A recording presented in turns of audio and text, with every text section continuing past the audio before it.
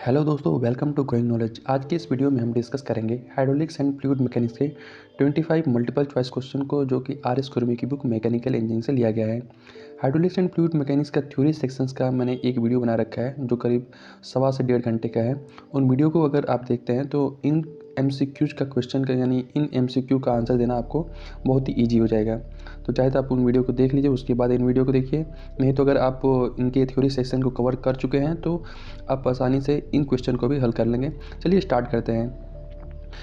126 number का पहला question है, for a perfect incompressible liquid flowing in a continuous stream the total energy of a particle remain the same while the particle moving from one point to another the statement is called। ये statement किसका है? ये statement है Bernoulli equation का। इसमें इसका जो equation है, स्टेटमेंट में क्या बोला गया है कि एक परफेक्ट इनकम्प्रेसिबल लिक्विड जब वो फ्लो कर रहा है कंटिन्यूस स्ट्रीम में, तो टोटल एनर्जी या फिर पार्टिकल, उसका जो टोटल एनर्जी होगा उस पार्टिकल का वो रिमेन द सेम होगा जब पार्टिकल जब एक जगह से दूसरी जगह पे मूव कर रहा हो। तो ये स्टेटमेंट दिया गया है बर्नौली इक्वेशन के through. According to Bernoulli equation, इसका फॉर्मूला क्या है?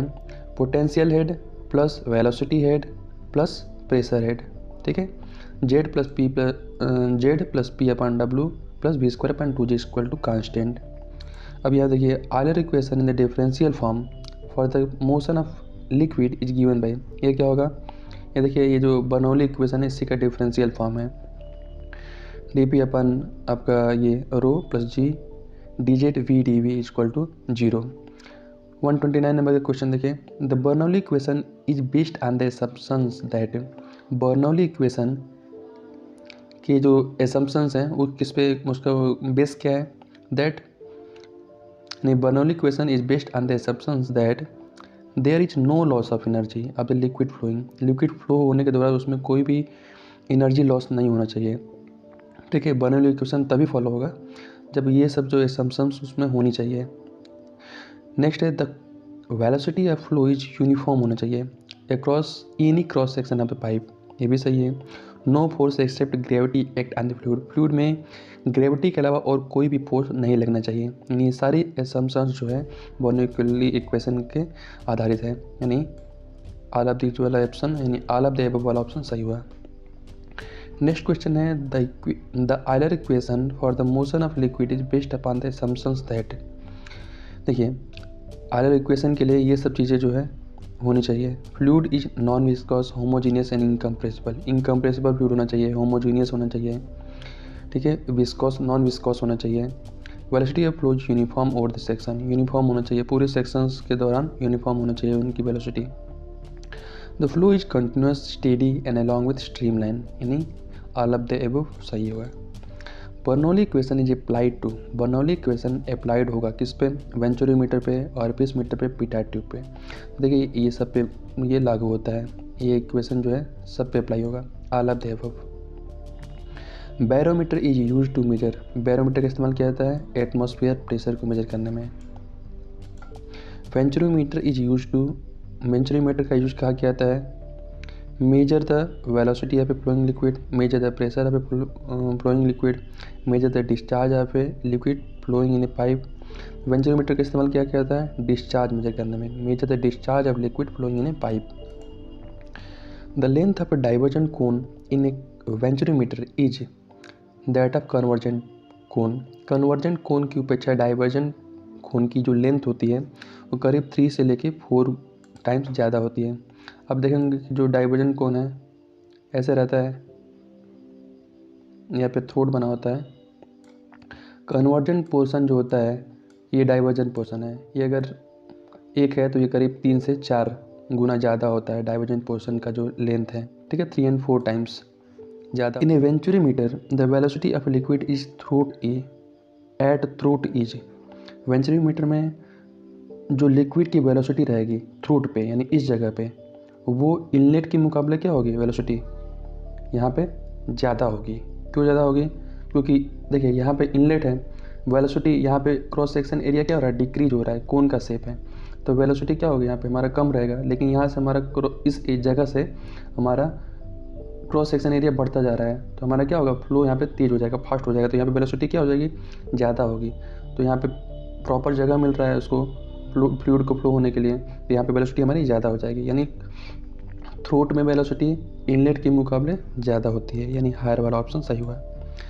The pressure of a liquid at throat, यानी यहाँ पर pressure in a venturimeter is, inlet के मुकाबले थ्रोट में जो प्रेशर है वो क्या हो जाएगा, कम हो जाएगा। क्या हो जाएगा, कम हो जाएगा।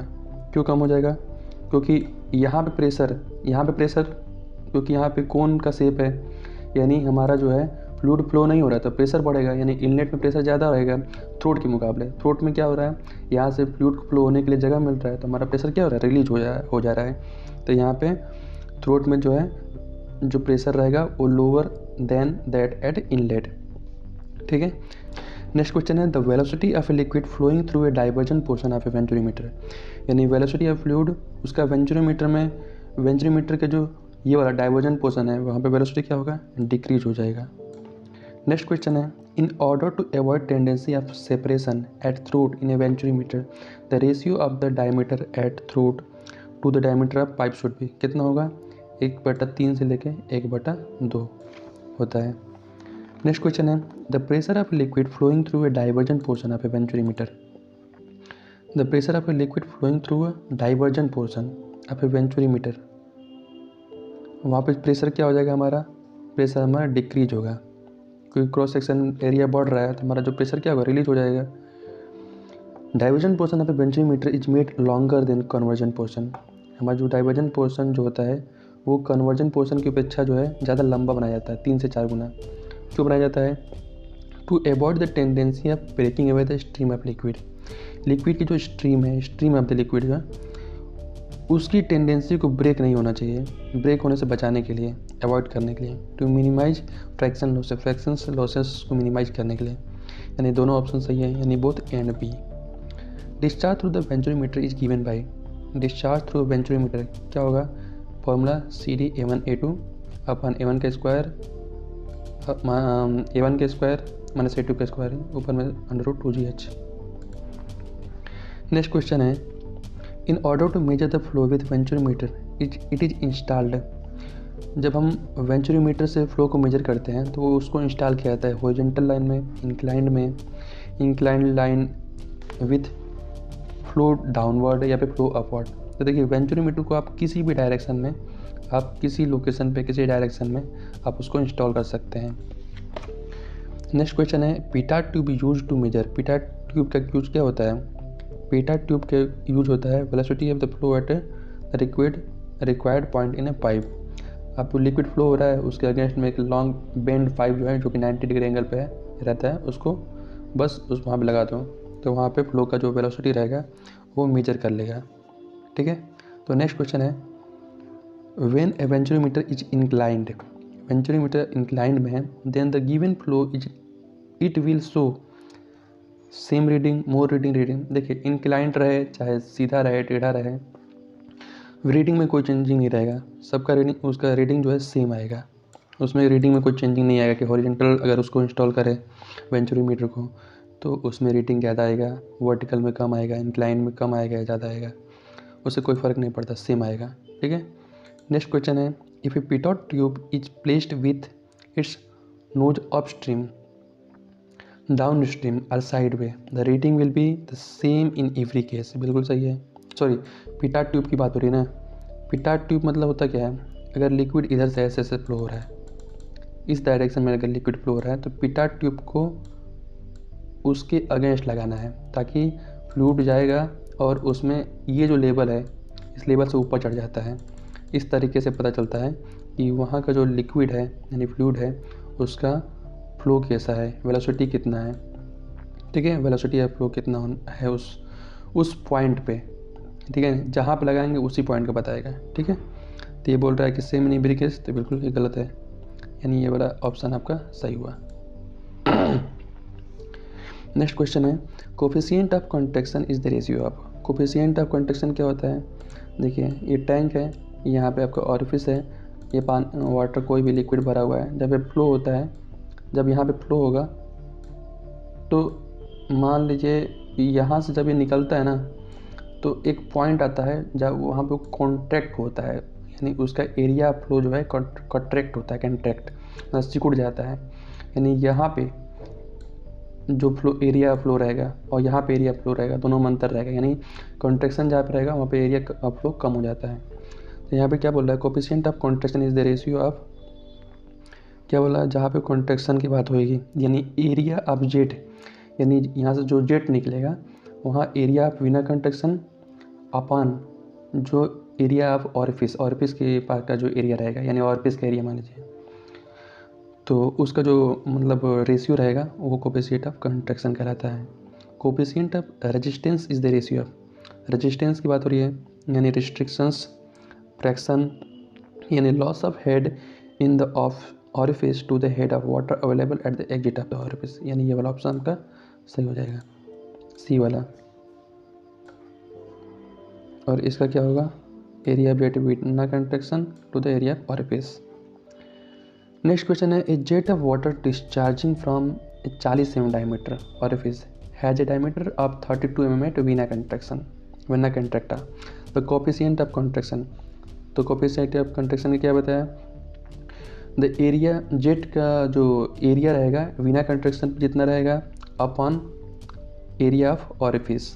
तो यहाँ पे क्या बता रहा है, एरिया की बात हो रही है तो π/4 डी स्क्वायर, डी क्या है यहाँ पे 32 का स्क्वायर हो जाएगा अपॉन एरिया ऑफ ऑरिफिस तो π/4 40 का स्क्वायर।